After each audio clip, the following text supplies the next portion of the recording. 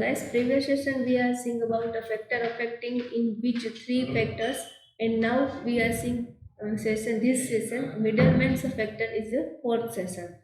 So in which fourth factors, middleman factors, distribution cost, product support service, availability of a middleman, and then market potential.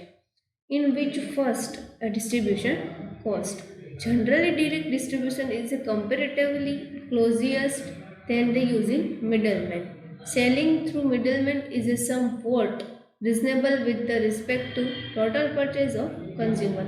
હવે distribution cost આ લોકો કેવી રીતના decide કરતા હોય કે અમુક એવી બલ્કમાં એ લોકો સેલેરી બધું બલ્કમાં બધું સેલ કરતા હોય ત્યારે અમુક પર્સન છે બાય કરવાવાળા હોય ત્યારે બધું બલ્કમાં બાય કરતા હોય ત્યારે એ અમુક પ્રકારનું ડિસ્કાઉન્ટ માગે કે ટોટલ પરચેસ કરે એના ઉપર સમ પર્સન્ટ ઓફ ડિસ્કાઉન્ટ એ લોકો લેતા હોય કે જેથી કરીને સામેવાળા હોય એને ડિસ્ટ્રીબ્યુશન કોસ્ટ છે ઘટતી છે.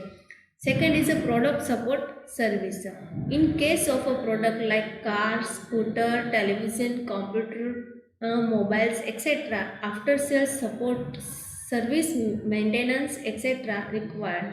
So only those middlemen who agree to provide all these services effectively and satisfactorily should be selected. Otherwise, the marketer have to develop their own distribution system. હવે આપણે એવી કોઈ પ્રોડક્ટ છે પરચેસ કરી હોય જેમ કે કાર છે, બાઇક છે, સ્કૂટર છે, આ બધી વસ્તુ આપણે પરચેસ કરી હોય તો એના માટે આપણે શું કરવાનું તો કે આપણે મેન્ટેનન્સ છે, સપોર્ટ સિસ્ટમ છે કે આફ્ટર સેલ સર્વિસ છે એ બધી આપણે પ્રોવાઈડ એને કરવું પડે છે, જેથી કરીને કે એમાં મિડલમેન છે એ અગ્રી થતું ન હોય કે એને બધી વસ્તુ આપણે સેટિસ્ફેક્શનરી આપવાની અથવા ઇફેક્ટિવલી એને જે વસ્તુની જરૂર છે એ વસ્તુ પ્રોવાઈડ કરવાની.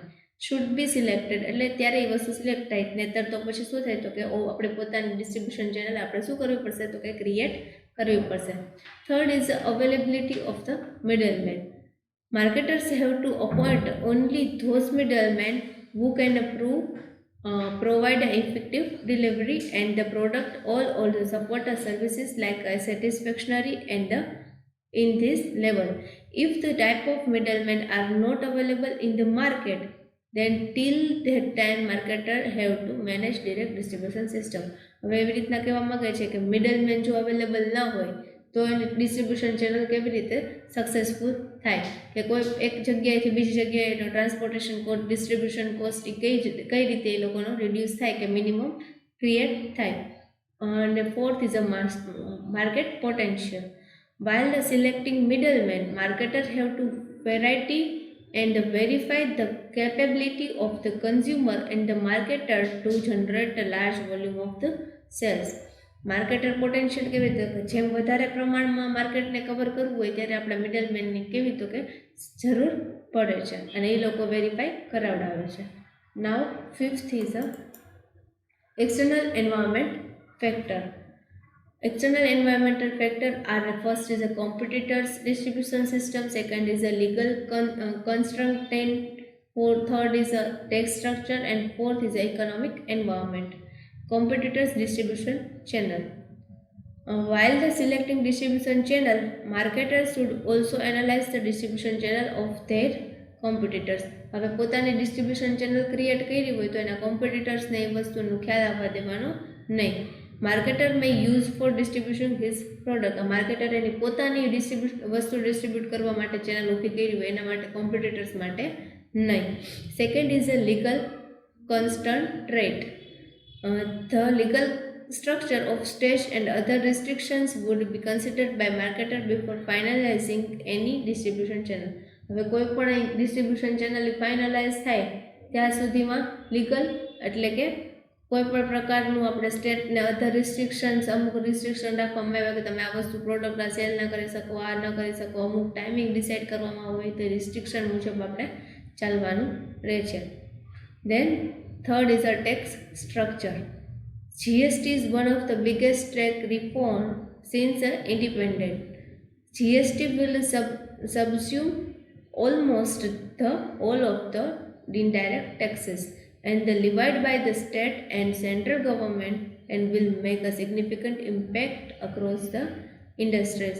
જીએસટી છે એ મોટામાં મોટું ટેક્સ સ્ટ્રક્ચર છે જે આપણા ગવર્મેન્ટે બહાર પાડવામાં આવ્યું છે, કે જે આપણે લાગે છે જીએસટી લાગે છે તેને આપણે સ્ટેટ વાઇઝ કરવું તો જીએસટી, ઇન્ટરનેશનલ તો આઈજીએસટી, એવી રીતના અલગ અલગ પ્રકારના જીએસટી લગાડવામાં આવે છે. The government has a framed for taxes slates at 5%, 12%, 18% and 28% for different type and different services. એટલે અમુક અમુક અલગ અલગ પ્રોડક્ટના અમુક અલગ અલગ વસ્તુ ઉપર અમુક અલગ ચાર્જીસ રાખવામાં આવ્યા છે, કે જેમ કે 5% અમુક એવી પર્ટિક્યુલર પ્રોડક્ટ ઉપર છે જે 12%, 18% અને 28% સુધી રાખવામાં આવે છે. The government has a framed GST distribution sector is the going to be positive as will be the down the total indirect taxes. જેથી કરીને ઇનડાયરેક્ટ ટેક્સીસ છે આપણા ઇકોનોમીમાં કેવી થઈ જાય તો કે રિડ્યુસ થઈ જશે. Increase supply of chain effectively, સપ્લાયની જે ચેન છે એ કન્ટિન્યુઅસ કેવી થતી જશે તો કે ઇન્ક્રીઝ થતી જશે. And facility seamless input tax credit, એની માટેની અમુક પ્રકારની ફેસિલિટી ઊભી થશે. With the GST, state boundaries of all the will be relevant from the taxation and the document of point of view. એટલે ડોક્યુમેન્ટના પોઈન્ટ ઓફ થી એમ કહેવામાં આવે છે કે જીએસટી છે એ અમુક બાઉન્ડ્રીને પાર કરી જશે. Vanishing state boundaries will reduce the GST, એટલે કે જીએસટી દ્વારા આ બધી બાઉન્ડ્રીને શું ક્લિયર કરવામાં આવે છે. then the distribution reach as well as effectively, એટલે કે આ વસ્તુ કેવી તો કે ઇફેક્ટિવલી કરવામાં આવે છે. then the fourth is the economic environment of a country. In case of a healthy economy where price increases is a routine in nature. જો ઇકોનોમી આપણે સારું ચાલતું હોય, તેજી ચાલતી હોય તો કોઈ પણ વસ્તુના ભાવ વધવા સ્વાભાવિક છે. Marketers May use a long distribution channel, ત્યારે માર્કેટર છે કેવી ચેનલ ડિસ્ટ્રીબ્યુશન ચેનલ યુઝ કરશે તો કે long distribution channel. Now, on the other hand, when economy in a criteria that short channel is a preferred, પણ economics કઈ વસ્તુની પ્રિફરેશન કરે છે તો કે શોર્ટ ચેનલની. By these analysis, we can say that all of above factors have a different effect on the distribution decision. એટલે એમ કહેવામાં આવે છે કે દરેક ચેનલની અલગ અલગ ડિફરન્ટ એવી ડિફરન્શિએશન હોય છે ડિસ્ટ્રીબ્યુશન ડિસિઝન, કે ડિસ્ટ્રીબ્યુશન ચેનલ રાખવામાં આવેલી હોય છે, કે એની ડિફરન્ટ ડિગ્રીઝ હોય છે. કે આપણે કોઈ પણ એક પ્રોડક્ટ સેલ કરવી હોય તો એના માટે આપણે કોઈ ડાયરેક્ટ સેલિંગ ન થતું હોય કે ડાયરેક્ટ ડિસ્ટ્રીબ્યુશન ન થતું હોય તો એના માટે આપણે ઇનડાયરેક્ટ ડિસ્ટ્રીબ્યુશન ચેનલ કરવામાં આવે છે. then marketers have to make a due analysis of all the above factors before selecting any particular distribution channel to manage their customer group.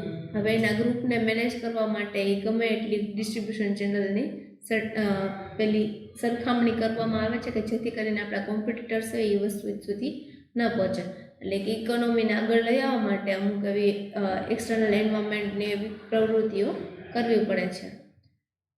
then the middleman intermediaries, હવે આમાં એવું કહેવામાં આવે છે કે મિડલમેન ઇન્ડિવિજ્યુઅલ્સ ઓર ઓર્ગેનાઇઝેશન્સ ચેનલ ડિસ્ટ્રીબ્યુશન હુ either, એટલે producer મિડલમેનનું work શું છે તો કે એક્સટર્નલ એન્વાયરમેન્ટ પહેલાં તો કોઈ આપણે વસ્તુ મેન્યુફેક્ચર થતું હોય ત્યાંથી લઈને ફાઇનલ કન્ઝ્યુમર સુધી પહોંચાડવા માટેની જે વચ્ચે ડિસ્ટ્રીબ્યુશન ચેનલ ઊભી કરવામાં આવે, ક્રિએટ કરવામાં આવે, કે કોઈ એવા પર્સનને હાયર કરવામાં આવે તો એ છે મિડલમેન, એને હાયર કરવામાં આવે છે.